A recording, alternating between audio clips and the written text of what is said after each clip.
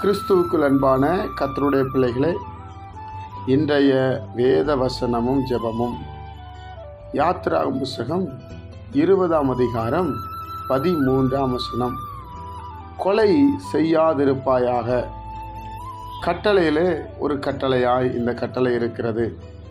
என் அன்புக்குரியவர்களே, கடந்த சில நாட்களிலே ஆண்டவருடைய கட்டளையை நாம் தியானித்து வருகிறோம். கட்டளையை கை கொண்டிருக்கிறேன் என்று சொல்லி ஒரு மனிதன் இயேசுவிடத்தில் சொல்வதை நாம் பார்க்க முடிகிறது. இப்போ ஆண்டவர் இதை மோசேக்கு ஜனங்கள் மத்தியில் எழுதி கொடுத்து அனுப்புகிறார். இதெல்லாம் என் ஜனங்களிடத்தில் சொல்லு என்று சொல்லி. நல்லா யோசித்து பாருங்க.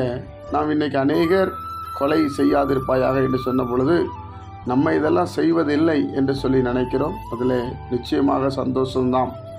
ஆனாலும் வேதத்தில் நீங்கள் பார்த்தீங்கன்னா, ஆதியிலே முதல் பிறந்த காயின் ஆபேல், ஒரு அண்ணன் தம்பியை கொலை செய்து விடுகிறான்.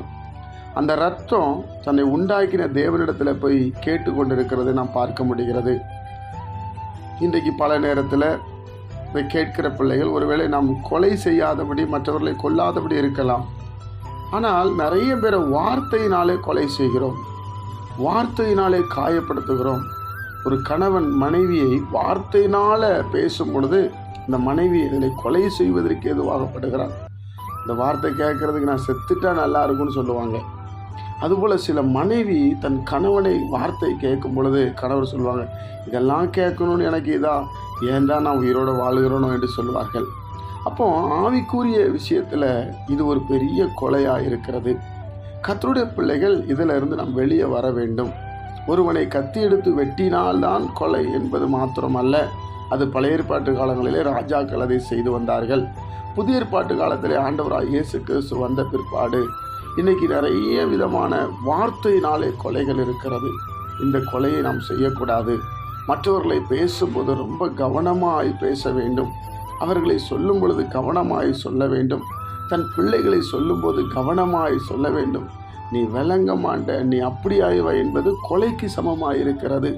மிருகங்களை பேரை வைத்து சொல்வது, பிள்ளைகளை படிக்கவில்லை என்றால் தடித்த வார்த்தையினால் சொல்லுவது, நான் செத்து தொலைஞ்சிறேன் என்று சொல்லுவது, இதெல்லாம் பெரிய ஒரு கொலையாய் காணப்படுகிறதா இருக்கிறது.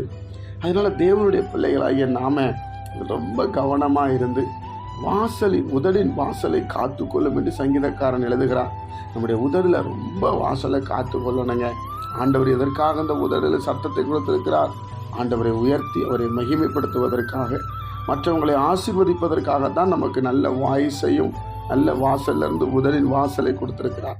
தேவ பிள்ளைகள் எந்த சூழ்நிலையிலையும் கொலை செய்து விடாதபடி கவனமாக இருங்க. கொலை என்பால் கத்தி எடுத்தும் அருவாள் எடுத்தும் துப்பாக்கி எடுத்து சுடுவது அல்ல. வாயினாலே பேசுகிற வார்த்தையில நம்ம கவனமாக இருக்கணும். நிச்சயமாக கர்த்தர் நம்மளை ஆசீர்வதிப்பார். ஜெபிப்போமா? பிதாவே, உம்முடைய குமாரன் இயேசு கிறிஸ்துவின் நாமத்தில் வருகிறோம். பக்தி விருத்திக்கு எதுவான காரியங்களை பேசுங்கள் என்று சொன்னீர். ஆண்டவரே, எங்களுடைய ஜனங்களுக்காக இந்த வார்த்தை நீர் கொடுத்ததற்காக உமக்கு ஸ்தோத்திரம். நாங்கள் யாரையும் கொலை செய்து விடாதபடி அன்போடு நடக்க எங்களுக்கு கிருபை செய்யும். இந்த நாளை எங்களுக்கு ஆசீர்வதித்து தாரும். இயேசுவின் மூலம் ஜெபிக்கிற நல்ல பிதாவே, ஆமென்.